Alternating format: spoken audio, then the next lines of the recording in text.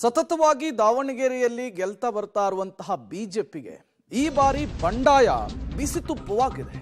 ದಾವಣಗೆರೆ ಬಿಜೆಪಿಯಲ್ಲಿ ಶಾಂತವಾಗ್ತಾ ಇಲ್ಲ ಭಿನ್ನಮತ. ಗಾಯತ್ರಿ ಸಿದ್ದೇಶ್ವರ ಬದಲಾವಣೆಗೆ ರೇಣುಕಾಚಾರ್ಯ ಅಂಡ್ ಟೀಮ್ ಬಿಗಿಪಟ್ಟನ್ನ ಹಿಡಿದಿದೆ. ಬಂಡಾಯ ಸಾರಿದ ರೆಬಲ್ಗಳ ಮನವೊಲಿಕೆಗೆ ಬಿಎಸ್ ಯಡಿಯೂರಪ್ಪನವರು ಖುದ್ದು ಮುಂದಾಗ್ತಾ ಇದ್ದಾರೆ. ರೇಣುಕಾಚಾರ್ಯ ಎಸ್ ಎ ರವೀಂದ್ರನಾಥ್ ಟೀಮ್ ಅನ್ನ ಮನವೊಲಿಸ್ತಾರ ಬಿಎಸ್ ಯಡಿಯೂರಪ್ಪನವರು. ಇವತ್ತು ಮಧ್ಯಾಹ್ನ ಬೆಣ್ಣೆನಗರಿಯಲ್ಲಿ ಸಭೆಯನ್ನು ನಡೆಸ್ತಾ ಇದ್ದಾರೆ ಬಿಎಸ್ ಯಡಿಯೂರಪ್ಪನವರು. ಬಿಎಸ್ ಯಡಿಯೂರಪ್ಪ ಅವರಿಗೆ ದೂರನ್ನು ಕೊಡಲಿಕ್ಕೆ ಬಂಡಾಯಗಾರರು ಸಿದ್ಧತೆಯನ್ನು ಕೂಡ ಮಾಡಿಕೊಂಡಿದ್ದಾರೆ. ದಾವಣಗೆರೆಯಲ್ಲಿ ಬಿಜೆಪಿಯಲ್ಲಿ ಬಂಡಾಯ ಶಮನವಾಗುತ್ತಾ ಬಿಎಸ್ ಯಡಿಯೂರಪ್ಪನವರ ಎಂಟ್ರಿ ನಂತರ ಅಂತ ಹೇಳಿ ಈಗ ಮಾಧುಸ್ವಾಮಿಯವರ ಬಂಡಾಯವನ್ನು ಶಮನಗೊಳಿಸಿದ್ರು, ಶಾಂತಗೊಳಿಸಿದ್ರು. ಅವರ ನೆಕ್ಸ್ಟ್ ಸ್ಟೆಪ್ ಈಗ ದಾವಣಗೆರೆಗೆ ಇಡ್ತಾ ಇದ್ದಾರೆ. ದಾವಣಗೆರೆಯಲ್ಲಿ ರೇಣುಕಾಚಾರ್ಯ ಮತ್ತು ರವೀಂದ್ರನಾಥ್ ಅವರು ಗಾಯತ್ರಿ ಸಿದ್ದೇಶ್ವರ ಅವರಿಗೆ ಟಿಕೆಟ್ ಕೊಟ್ಟಿದ್ದಕ್ಕೆ ರೆಬಲ್ ಆಗಿಬಿಟ್ಟಿದ್ದಾರೆ. ಹೈಕಮಾಂಡ್ಗೂ ಕೂಡ ದೂರನ್ನು ಕೊಟ್ಟಿದ್ರು. ಈಗ ಬಿಎಸ್ ಯಡಿಯೂರಪ್ಪನವರು ಯಾವ ರೀತಿಯ ಮದ್ದನ್ನು ಅರಿತಾರೆ ಅಸಮಾಧಾನಕ್ಕೆ ಅಥವಾ ಬಣ ರಾಜಕಾರಣಕ್ಕೆ, ಯಾವ ರೀತಿಯ ಮುಲಾಮನ್ನು ಹಚ್ಚುತ್ತಾರೆ ಅನ್ನೋದು ಕುತೂಹಲ ಕಾರಣವಾಗ್ತಾ ಇದೆ. At the same time BS Yediyurappa ಬಂದು ಹೋದ ನಂತರ ಎಲ್ಲವೂ ಸರಿಯಾಗುತ್ತಾ, ಅದು ಕೂಡ ಕುತೂಹಲ ಕಾರಣವಾಗ್ತಾ ಇದೆ. ನಾಳೆ ಬೆಳಗಾವಿಗೆ ಹೋಗ್ತಾ ಇದ್ದೀವಿ. ಎಲ್ಲ ಕಾರ್ಯಕರ್ತರು ಕುಂತು ಮಾತನಾಡಿ ಎಲ್ಲ ಸಮಸ್ಯೆಗಳನ್ನು ಬಗೆಹರಿಸಿ ಬರ್ತವೆ. ಒಂದು ರೀತಿ ಇಡೀ ರಾಜ್ಯದಲ್ಲಿ ಯಾವುದೇ ಗೊಂದಲ ಇಲ್ಲ.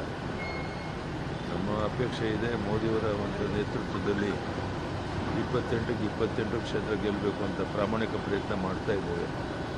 ಅದರಲ್ಲಿ ಯಶಸ್ವಿ ಆಗ್ತೀವಿ ಅನ್ನೋ ವಿಶ್ವಾಸ ಇದೆ. Davanagere BJP Lok Sabha ticket announce ಆದ ನಂತರದಲ್ಲಿ ಭಿನ್ನಮತ ಕೂಡ ಸಾಕಷ್ಟು ಹೆಚ್ಚಾಗ್ತಾ ಇರುವಂಥದ್ದು. ಅದಕ್ಕೆ ಮಾಜಿ ಸಿಎಂ ಆದಂತಹ ಯಡಿಯೂರಪ್ಪನವರೇ ಇವತ್ತು ಫೀಲ್ಡ್ಗೆ ಇಳಿತಾ ಇರುವಂಥದ್ದು.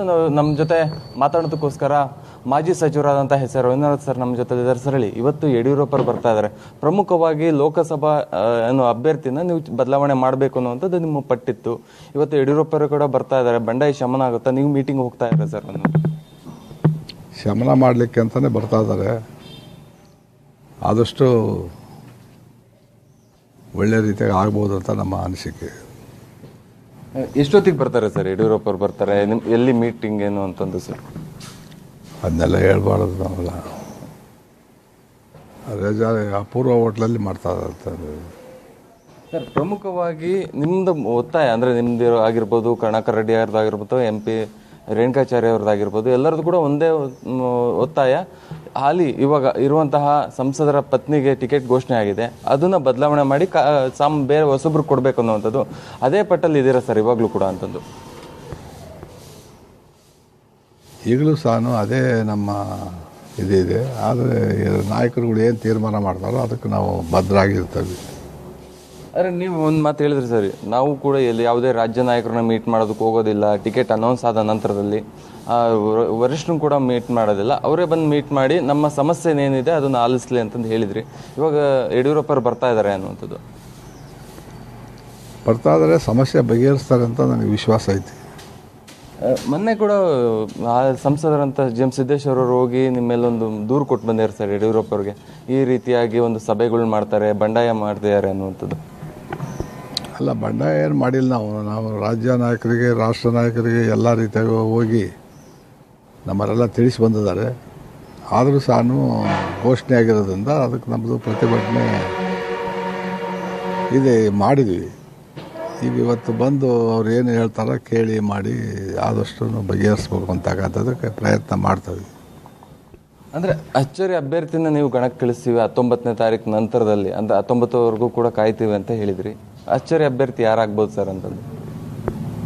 ಅದನ್ನ ಸದ್ಯ ಚಿಂತೆ ಮಾಡೋ ಅಂಥ ಅವಶ್ಯಕತೆ ಇಲ್ಲ.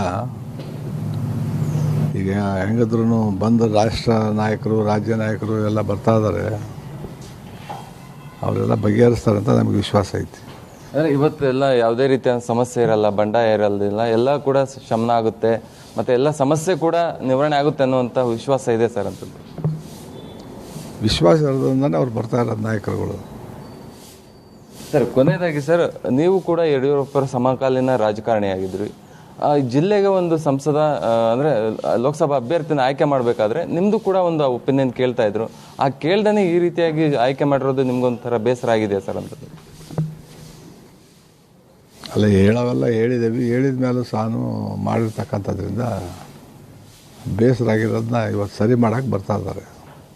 ಇವೆಲ್ಲ ಸರಿಯಾಗುತ್ತೆ ಸರ್, ಇವತ್ತೆಲ್ಲ ಆಗ್ಬೋದು ಅಂತ ನನಗೆ ನಂಬಿಕೆ ಐತಿ. ಇದಿಷ್ಟು ಮಾಜಿ ಸಚಿವರಾದಂಥ ಎಸ್ ಆರ್ ರಂಗನಾಥ್ ಅವರ ಮಾತಾಗಿರುವಂಥದ್ದು. ಕ್ಯಾಮ್ರಾ ಪರ್ಸನ್ ರಮೇಶ್ ಜೊತೆ ಪುನೀತ್ ಆಪ್ತಿ, ಪಬ್ಲಿಕ್ ಟಿವಿ ದಾವಣಗೆರೆ.